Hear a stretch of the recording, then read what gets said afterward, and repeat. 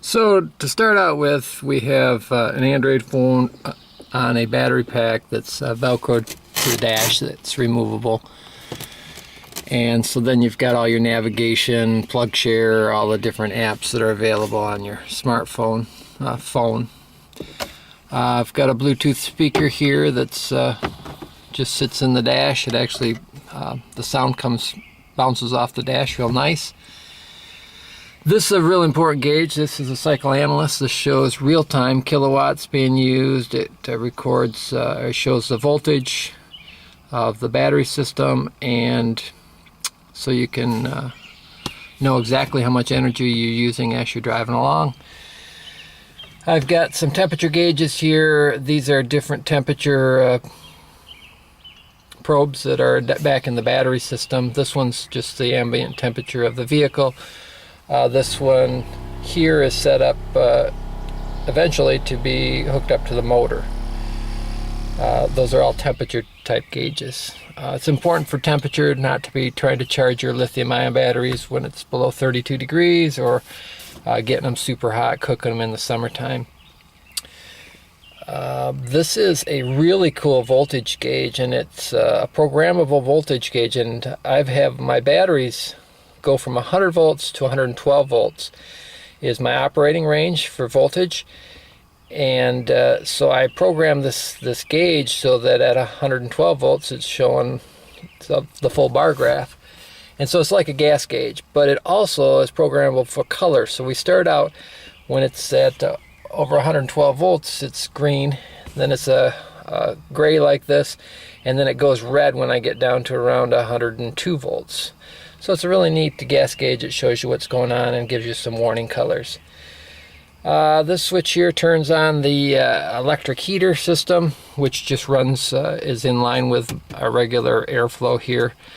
Controls, because there's no heat from an engine, a gas engine anymore. This turns on and off my DC to DC converter. This is my 12 volt system with a digital gauge. I also have a 12 volt system here. This is kind of a neat thing. It actually has some audible warnings and starts flashing red when you get low system voltage on your 12 volt system. That came with the car. All these other gauges I've added. I have a pre-charge switch here for when I'm starting it up, but I found that I liked just putting the pre-charge on my clutch pedal. And so when I jump in, first thing I do is when I'm fastening my seatbelt and things is I push on the clutch pedal and it starts pre-charging my battery system. So before I actually turn on the key, I have my controller all pre-charged up to over 100 volts.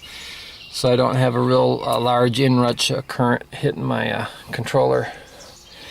I've got myself, I wrote a Android app, and this phone stays in the car. It actually allows me to, when I'm charging with a Bluetooth thing I set up, I'll show you that later, it monitors battery voltage and it texts me battery voltage so that I can leave the car and know what my battery voltage is doing over time, make sure it's still charging. Let's see, it's a standard 5-speed transmission. For some reason, somehow in the first 2,700 miles, I guess some college students had the car and they broke 5th gear. So we have just a four-speed transmission that still works, plus a reverse. Still use the clutch. I take off in 2nd gear, and then I will shift into 4th gear, and that gives me the fastest acceleration off the line that keeps up with normal commuting traffic speeds. The vehicle goes 70 mile an hour maximum with only four gears, which makes it a nice commuter car.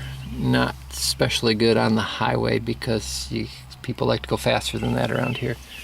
So I don't know anything else going on in here. Oh yeah, between the seats here, let's back up here a little bit. I have 2 battery packs in here that I can actually switch between with this switch, but normally I just have them all running in parallel with each other. with this switch. It's a cool switch because it can cut battery power completely, or it can run on battery 1 or battery 2 or both of them in parallel. But I've got my both battery packs here. The difference right now is showing is more of a gauge accuracy than that the voltages are actually different because they're completely in parallel with each other. Another thing that's back underneath here, we start getting in toward the back. Here's my little special Bluetooth box that I made that's has an Arduino in it, and it's hooked up to my 2 batteries, and it's set up to with Bluetooth to talk to that little cell phone, which then texts me my battery voltages, so I know that this thing is charging okay when I walk away from it.